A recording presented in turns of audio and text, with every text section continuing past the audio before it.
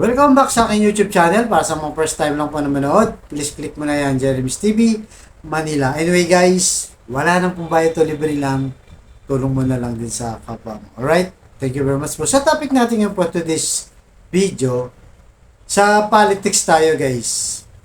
Breaking news, may bagong virus na kumakalat sa ahensya ng gobyerno natin. So, ano to? Wala nang iba kundi ang confidential at intelligence fund. Yan guys, ang mainit na pinag-uusapan ngayon sa social media. Dahil sa panahon ito na yung budget hearing mula sa presidente hanggang sa iba't ibang agency, vice president, DOH, mga ganyan. At ang masaklap nito guys, lumalaki ang confidential at intelligence fund. Yung nangangailangan na talagang kailangan ay tinapiyasan. So, anong halimbawa nito? So, ang halimbawa nito guys, yung ating hospital. Yan. Yung hospital ngayon, binawasan ang laki ng binawas sa ating mga public hospitals. Na sa total is 1.7 trillion. Napakalaking pera ang tinanggal sa DOH. So, ano lahat to? Ito yung mga hospital na tinanggalan ng budget na talagang kailangan ng tao. Lalo na ngayon sa hirap ng buhay, halos walang magastos ang tao. At pag nagkasakit ka, isang problema yung pera, di ba? Sa pampagamot sa mahal mo sa buhay. So, yung Lung Cancer Center of the Philippines, 274 million guys ang binawas sa budget. Sa National Kidney naman is 442 million ang binawas. Sa Philippine Children's Medical Center 720 million guys. Yan mga nabawas. At sa Philippine Heart Center na traidor kung umatake ang sakit na to, di ba? Ay tinanggalan ng 316 million sa total na 1.7 trillion. Napakalaki, di ba? Ganun na ba kawalang halaga ang hospital natin? So di pa tayo nadala guys, di ba? Nung pandemic, di ba? Healthcare system ang napaka-importante. Na which is talagang na-down tayo, nag-collapse ang ating nagkulangan tayo ng mga kwarto ng COVID-19, di ba? Naubusan ng kwarto, maraming namamatay, hindi na papunta sa emergency. So ngayon, pagkatapos ng pandemic, ano nangyari? Wala. Binawasan pa, tinapyasan pa ang budget ng 1.7 trillion. Nakakalungkot, di ba? Paano na lang, di ba? Yung mga talagang walang-wala na kaya po yung pumupunta dyan sa mga public hospital para mailibre, wala nang babayaran na kahit na ano. Kaya namin dito sa Maynila guys, sa public hospital, wala kaming binabayaran pag na-hospital ka. Kay buntis ka, kay may emergency ka, wala. Kahit 5, wala, pipirma ka lang doon. Pero sa ganito pagkakataon, di ba, even yung gamot, libre din, baka wala nang maibigay na gamot, yung mga operation baka hindi na libre. Ang daming epekto nito. 'Di ba? Alam naman natin na pinakamahirap na problema sa ating bansa, sakit. Diyan bumubuhos ng malaking gastos ang gobyerno. Pero ngayon, imbis na dagdagan, binawasan pa. So paano na lang kung magkasakit ka, 'di ba? So pangalawa, anong importanteng tinanggalan ng budget? Guys, ito napaka-importante. 107 na state university and colleges ng ating bansa. Binawasan din. Tinapyasan ng budget, guys. So, ang dating budget nito is 107.04 billion pesos last year. At ngayon, ginawa na lang ito 100.88 billion. So, meaning to say, 6.2 billion ang nawalan ng budget o ang tinapyasan, paano na ngayon ang mga estudyanteng anak natin, lalo na yung mga talagang pumapasok sa public state university, wala rin binabayaran. Di ba? Napakalaking tulong para makagraduate yung batang matalino, na pero wala namang kakayahan sa pinansyal, di ba? So ito yon, ito yung mga kinikitil nila dito. Di ba? Ito yung ginagawa ngayon ng Marcos administration, tambalang Duterte Sara sa education. Di ba? At sa kabuuan guys, yung CHED, the Commission on Higher Education, yung kabuuan budget nito, yung 31.7 billion, ngayon 30.9 billion na lang, tinapyasan ng 742.5 million pesos. Di ba? Binawasan guys. Napaka-importante ito, education, di ba? Ito nga sinasabi ni Jose Rizal, yung kabatahan ng siyang pag-asa ng ating bayan. So, paano ngayon yan? Yung mga matatalinong public school na wala namang mga pumapasok dyan sa eskwelahan na yan, na walang kakayahan, kundi ang tulong ng gobyerno, walang inaasahan. Di ba? Matatalino pa naman. At magiging mga leader natin to later on in the next generation. Pero ngayon pa lang, na hindi ba importante yung education, guys? Di ba? Yan.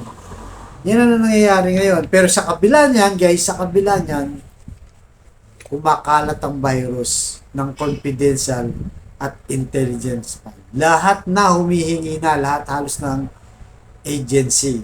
Di ba? Napakalaking pera, guys, ang hinihingi ngayon. Di ba? So imagine mo, DepEd, si Inday Sara humihingi ng 150 million. Samantalang ang Philippine Coast Guard, 10 million lang. Di ba?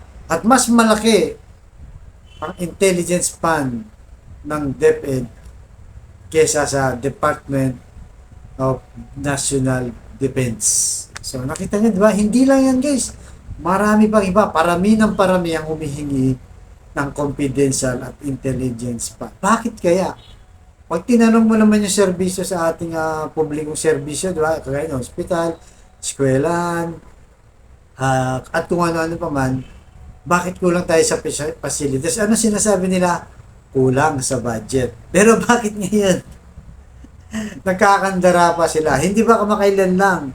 Itong si Vice President Inday Sara, nabulgar yung 125 million na confidential fund na ginamit niya ng 19 days lang. Di ba? 19 days lang inubos ng 19 days ng halos 7 million araw-araw ang kanyang ginagastos. Di ba? So, nung tanungin siya kung saan ginastos yung mga confidential plan niya, kasi natrap na siya di ba? Nung hearing dyan, sa Senate hearing sa kanyang budget, natrap na siya kung saan niya ginamit. Hindi naman niya pwede sabihin yung information talaga kasi confidential na. Pero nagsalita siya. Saan daw ba niya ginamit? Una, sa libreng sakay daw, sa carousel EDSA. So, totoo naman yan, meron siya, di ba? Meron naman siya. Kung nakakatulong naman, wala tayong problema. Pero anong kaugnayan nun? Confidential? Libreng sakay lang, magko-confidential fund ka ba? Di ba? So, common sense lang, di ba? Hindi na kailangan ng confidential yan. Kahit i-broadcast mo yan, libreng sakay yan eh. Mga NPA ba sa kanya? Hindi naman, di ba? Mga mananakay na ordinaryong trabahador, di ba? Number 2, tree planting daw ginamit. Sabi ni Inday. Tree planting, di ba may DNR tayo, libre bini? Ako nga nakakahingi dyan sa opisina ng ng DNR. Sa mga planting satellite office na nakakahingi ako ng bini eh. Kailangan ba ng confidential yan? Common sense lang guys. Hindi kailangan. Di ba? So ano pa? Marami pang sinasabi. Panghuli daw ng NPA. Pang tik-tik, pang surveillance. Sabi nga ni Senator Pers, di ba meron tayong PNP, meron tayong AFP, meron tayong mga marino, di ba? Marines, di ba? Ano yan? Di ba nila kayang gawin ang trabaho nila? 'Di ba? Kumbaga nagdodoble gastos pa tayo eh. Imbis na asikasuhin niya itong si Inday Sara, itong ating education, kaya napapabayaan. Binawasan na nga ang budget, walang nag improve sa education, sira-sira mga eskwelahan natin, di ba? Humihingi ng contribution yung mga magulang, di ba? Yung mga teachers yan, contribution, hinihingan sila. Nasaan yung mga budget, di ba? Walang naitutulong eh. Kaya nga nagiging ano ngayon yan, guys, nagiging controversial ngayon yung confidential intelligence fund. Para kumbaga, yan ang sinasandalan nila. Parang kumbaga, parang ito yung secret na ano nila, kung saan nila gagastusin. Hindi nila sinasabi.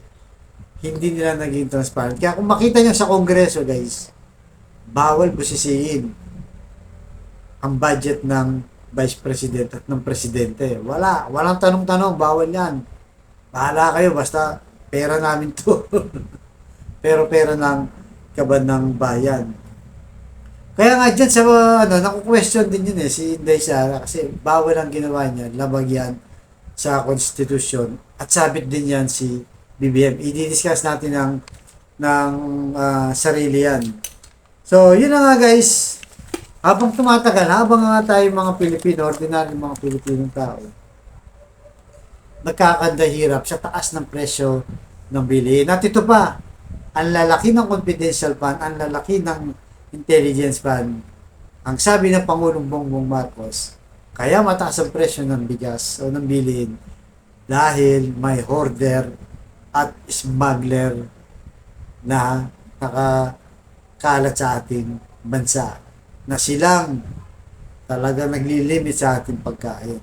Tanong, sa laki ng confidential fund mo, intelligence fund mo, bakit wala kayong nahuhuli? Ni isang smuggler, ni isang hoarder, puro lang bodega, di ba? At magtataka ka, di ba? May pinakita silang bodega, pinadlock, inihilal, no? Ini-expect daw nila na mga smuggler yon o illegal. Ang tanong, bakit napunta sa bodega? Hindi ba dapat sa custom pa lang nasabat nyo na yan? Nasaan yung intelligence fund? Bakit lumusot sa custom napunta ng bodega? Pero pagdating sa bodega, wala pa rin assurance. So hindi pa rin napapatunayan nila. Wala pa silang mini-media, binobroadcast na may nahuli na silang smuggler. Itong pangalan na to, ito ang kanyang hinuli. So, ito yung mga sukal, ito yung mga bigas, di ba? Naalala niyo yung sa bigas, sa sukal, nakahuli sila ng barko-barko, mga bodega din, may hinuli, may nahuli ba? Wala. May nakasuhan ba? Wala. May nakulong ba? Wala. So, lumalabas, hugas kamay lang. So, anong silbi ng intelligence fund at confidential fund nila, di ba? Ilagay nyo na lang din sa tamang lagayin ng ating insa ng gobyerno. Kagaya ng education, di ba? Ay yung intelligence fund ni BP Sara, magpatayo ka na lang ng eskwelahan. Para na sa ganon, mabawasan yung shortage natin na 59,000 na classroom. Kawawa yung mga bata, gustong mag-aral, di ba? Pero walang rooms. Nagsisiksikan sa isang room, sira-sira, mainit. At talaga namang hindi ka makapag-aral ng mabuti.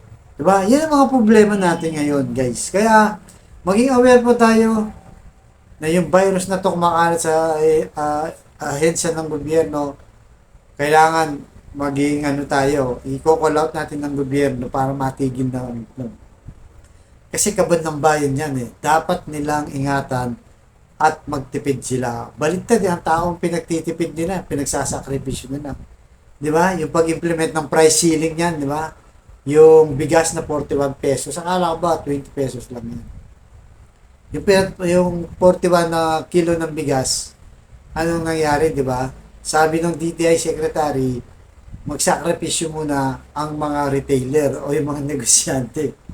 Sino naman sa Raulo mag-business ka nang walang kita? Paano pamilya mo? Paano yung gastusin mo? Bayad mo ng pwesto. At kung ano-ano pang gastos. At sa pamilya mo, paano naman, di ba? Ang gusto ng gobyerno, ang tao ang mag-adjust at magsakripisyo. Pero sila, hayang buhay, napakalaki ng intelligence fund at confidential fund. So, kailangan medyo maging aware po tayo dito kasi nga, para malaman natin yung mga leader na to. Kung iboboto nyo pa, nasa inyo na po ang desisyon. Kayo guys, ano sa tingin nyo? Okay ba to? Yung virus na to na lumalaganap ng confidential at intelligence fund na halos hindi natin alam kung saan nilalagay, na minsan hindi naman kailangan sa agency. Ang kailangan lang ng intelligence fund, confidential fund, ay yung nasa na involved sa military, di ba? PNP, AFP, mga Marines, di ba? Yun ang mga kailangan, NBI. Di ba? Yun ang mga kailangan na may talagang intelligence fund na hindi pwedeng question dahil sila talaga yan. Pero yung iba, humihingi, kahit civilian agency sila, wala. Talagang dito na nagtatago ngayon ang ating mga ahensya ng gobyerno sa confidential at intelligence. Right? So, hanggang dito naman guys. Abangan niyo po ang susunod kong vlog. Thank you very much.